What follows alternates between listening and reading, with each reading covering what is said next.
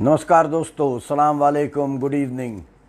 Bhima Koregaon case मेरे लिए ज्ञान अर्जित करने का और ख़ासकर न्याय के क्षेत्र में ज्ञान अर्जित करने का एक बहुत अच्छा टूल बन गया है।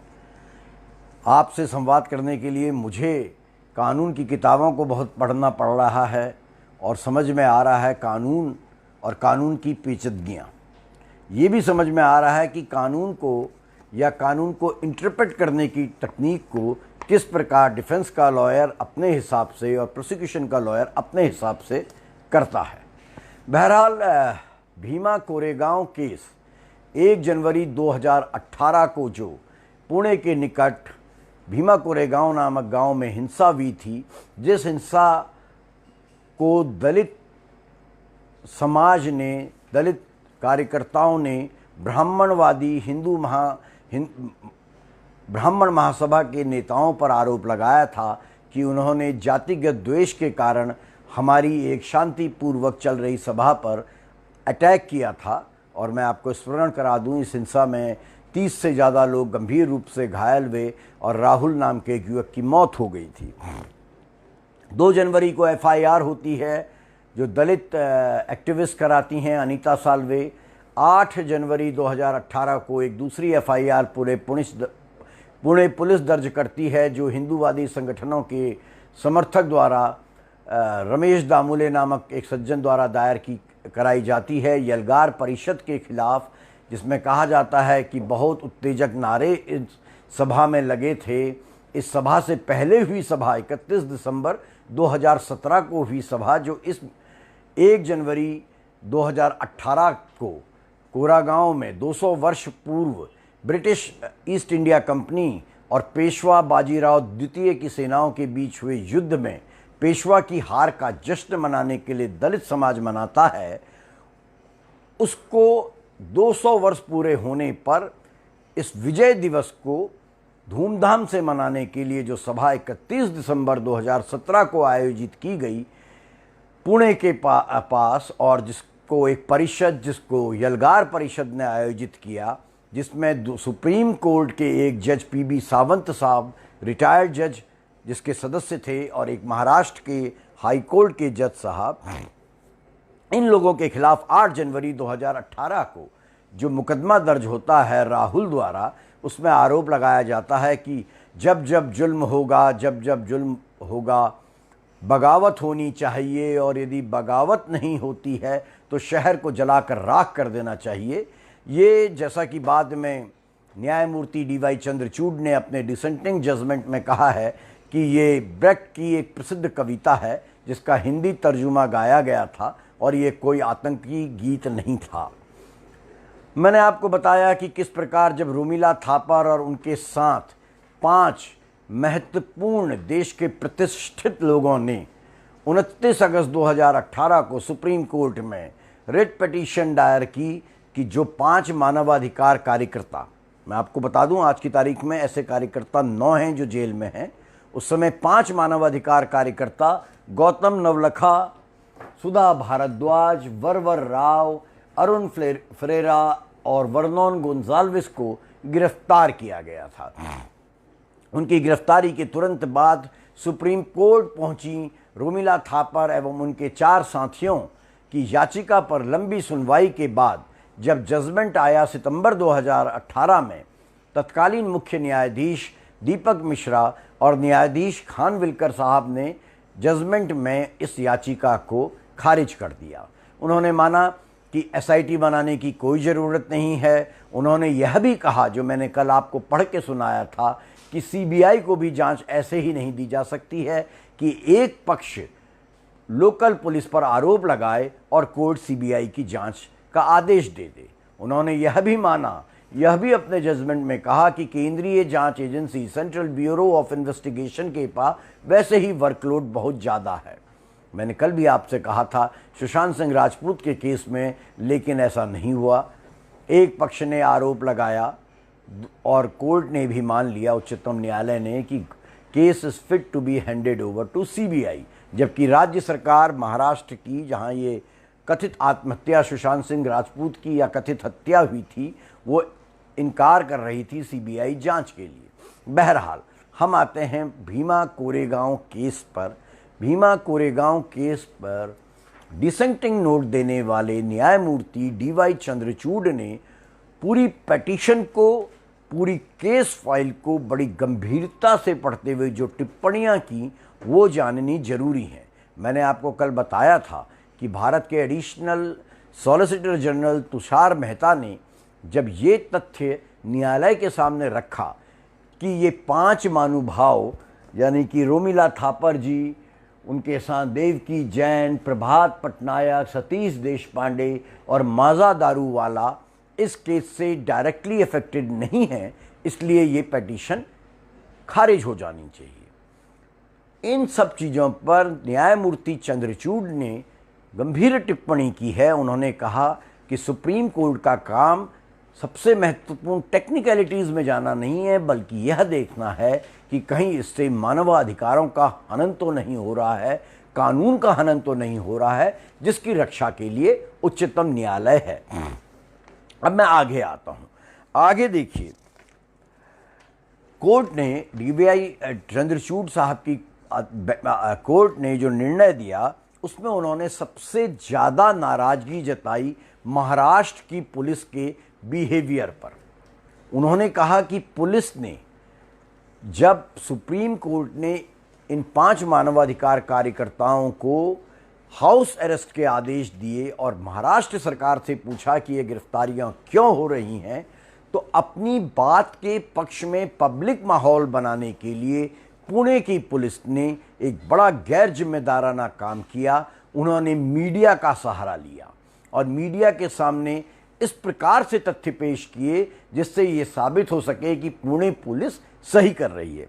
न्यायमूर्ति चंद्रचूड़ क्या कहते हैं, थोड़ा सा सुनिए। चंद्रचूड़ ने अपने जजमेंट में कहा है, on 29 August 2018 this court issued notices to the state of Maharashtra and to the others impleaded as respondent to the proceedings. Within a few hours of the conclusion of the court hearing, a press conference was held in Pune by Shivaji Rao Bhotke, the Joint Commissioner of Police, proclaiming that the Pune police has more than 27 sufficient evidence against the 5 individuals whose transit remand was stayed by this court, while ordering them to be placed under house arrest. अब जज साहब कहते हैं कि 29 अगस्त को जब रोमिला थापर जी की याचिका पर सुनवाई करते हुए हमने हाउस अरेस्ट के आदेश दिए, पुणे पुलिस की ट्रांजिट रिमांड को रोक दिया, तो पुलिस के जॉइंट कमिश्नर पुणे पुलिस के शिवाजी राव भोटके ने तत्काल 29 अगस्त को जजमेंट आने के साथ ही एक प्रेस कॉन्फ्रेंस कर दी और बताया हमारे पास 27 सबूत हैं। जज साहब ने, डीवाई चंद्रचूड़ साहब ने इसके लिए जो शब्द लिखा है अपने जजमेंट में वो है, दिस इज डिसकंसर्टिंग बिहेवियर, यानी कि एक सम्मानजनक व्यवहार नहीं था पुलिस कमिश्नर का।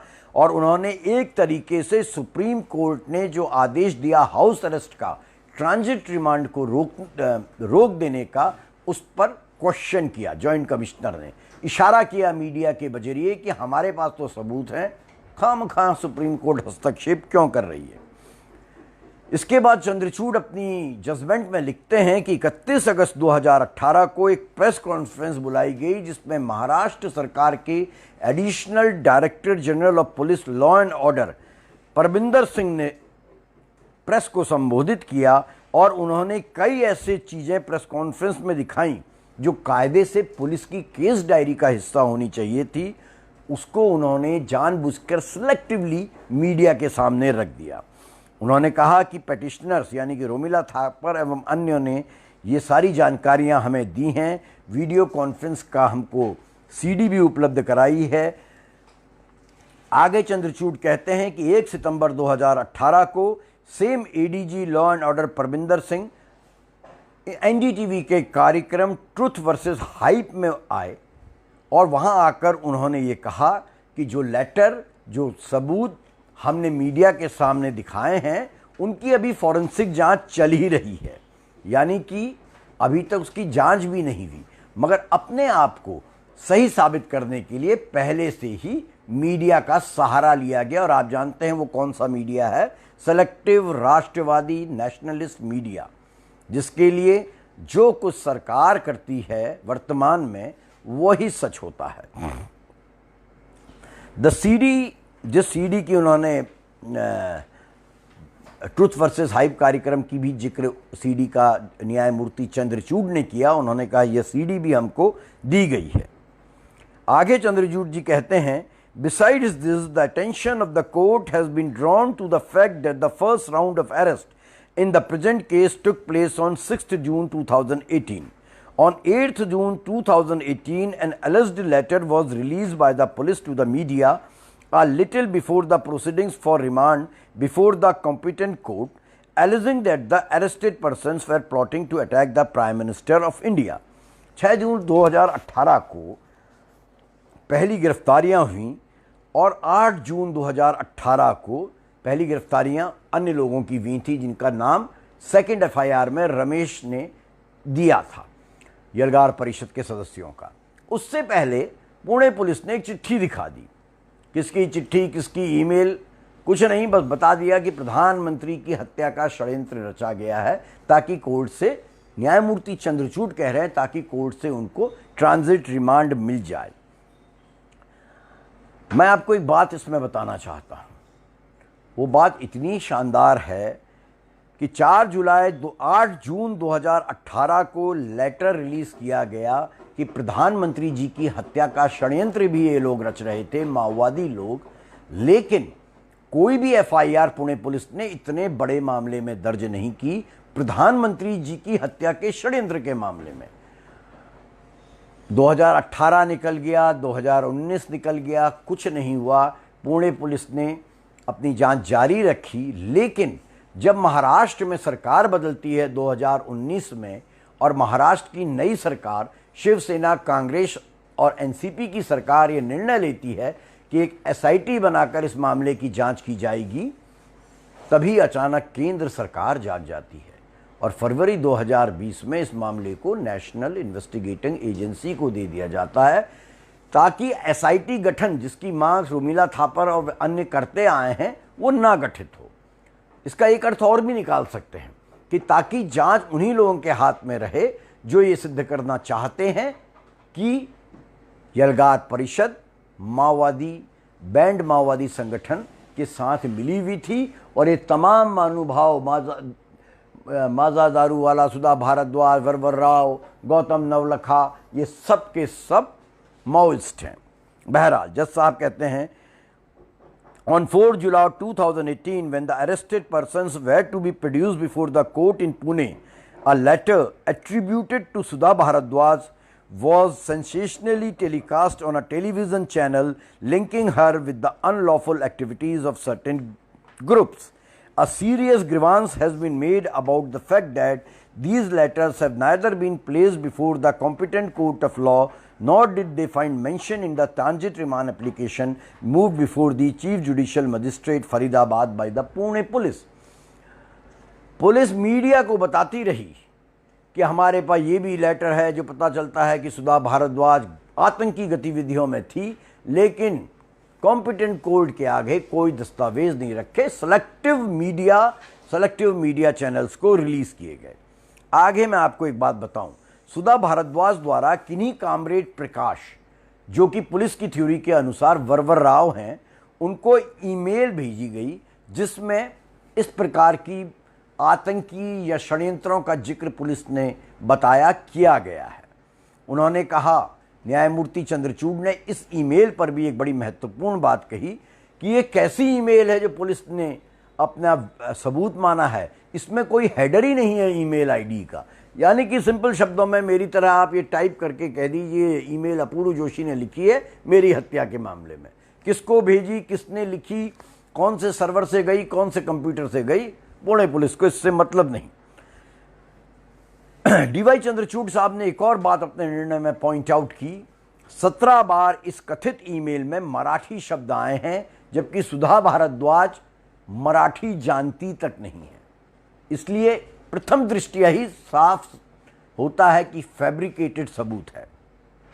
उन्होंने इस पर टिप्पणी की कि पुणे पुलिस मीडिया को प्रेस कॉन्फ्रेंस करके जो जानकारी दे रही है, जिन सबूतों की बात कर रही है, उसे वो कोर्ट में लेकिन जमा नहीं करा रही है। न्यायमूर्ति चंद्रचूड़ ने पुलिस द्वारा इस मामले में जिस प्रकार जांच का तरीका अपनाया, उस हर विषय को अपने निर्णय में शामिल किया। हर विषय को पुणे पुलिस द्वारा पंचों को पुणे से लाकर, जो सीजर मेमो इन लोगों के यहाँ से जब सामान जब्त किया तो सीजर मेमो तैयार किए, उसमें मैंने आपको बताया था पुणे से लोग लेकर आए थे जो इंडिपेंडेंट गवाह थे, जिनको पंच कहा जाता है। उस पर भी न्यायमूर्ति चंद्रचूड़ ने टिप्पणी की।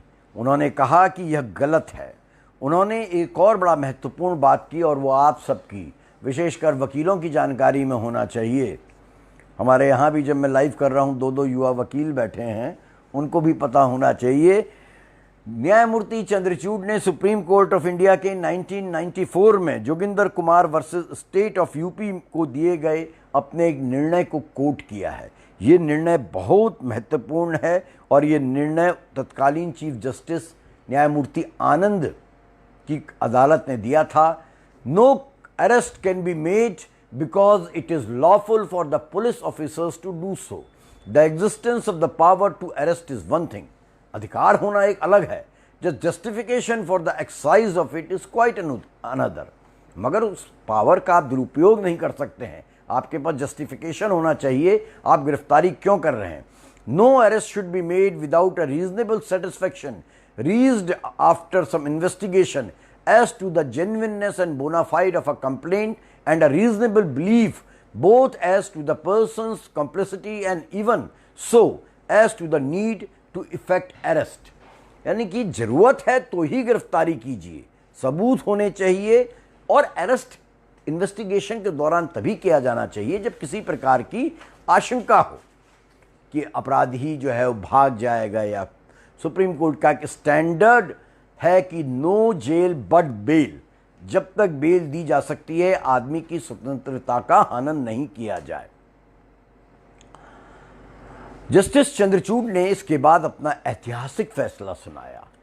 तो लास्ट उनकी लाइन्स हैं, उन्होंने कहा, मैं इस विचार का हूं कि इस मामले की निष्पक्ष जांच हो, इसलिए एक स्पेशल इन्वेस्टिगेटिंग टीम का गठन किया जाना जरूरी है। उन्होंने कहा कि महाराष्ट्र पुलिस की जांच पर संदेह पैदा करने वाले कई तथ्य हमारे सामने रखे गए, जिसकी बिना पर एक इंडिपेंडेंट जांच जरूरी हो जाती है। इसलिए मैं पूरी दृढ़ता के साथ एसआईटी गठन के पक्षधर हूं। इस एसआईटी को कोर्ट मॉनिटर करेगी और एक समयबद्ध सीमा में, टाइम बाउंड मैनर में इसकी रिपोर्ट लगातार कोर्ट में दाखिल किया करेगी जो एसआईटी बनेगी। स्पष्ट है कि जस्टिस चंद्रचूड़ का फैसला लागू नहीं हो सका, क्योंकि 2 अन्य न्यायाधीश जिन्होंने इसके से अलग फैसला दिया था, मेजॉरिटी के सिद्धांत के अनुसार उनका फैसला लागू हुआ। कोई एसआईटी नहीं बनी मित्रों। एनआईए भी जांच कर रही है, पुणे पुलिस भी जांच कर रही है, ये मानवाधिकार कार्यकर्ता सब जेल में हैं। सुधा भारद्वाज जी की तबीयत लगातार ख़राब होती जा रही है, वो लगातार, उनके वकील लगातार कोर्ट में, लोअर कोर्ट्स में एप्लीकेशन दे रहे हैं कि इनकी तबीयत ख़राब है, ओल्ड एज है। वरवर राव की तबीयत बहुत ख़राब है, ओल्ड एज है, लेकिन निचली अदालतें से उनको बेल नहीं मिल पाई है। और जैसा मैंने आपको कहा कि 9 लोग अब तक गिरफ्तार हुए हैं। सबसे ताज़िया गिरफ्तारी, हालिया गिरफ्तारी हनी बाबू की है, असिस्टेंट प्रोफेसर जो इंग्लिश के हैं दिल्ली में, दिल्ली विश्वविद्यालय में। मैं एक बात और कहना चाहता हूं आपको, बहुत महत्वपूर्ण बात है जो कि हम लोगों की तटस्थता से जुड़ी हुई है, आम आदमी की तटस्थता से जुड़ी है कि हमारे को क्या लेना देना साहब, कौन गिरफ्तार हो रहा है, पुलिस कर तो रही है अपनी जांच, हम क्यों इस बेकार के पचड़े में पड़े। अभी कुछ ही दिन हुए दिल्ली में जब इसी वर्ष दंगे हुए थे, उसमें भी 2 पक्ष आए।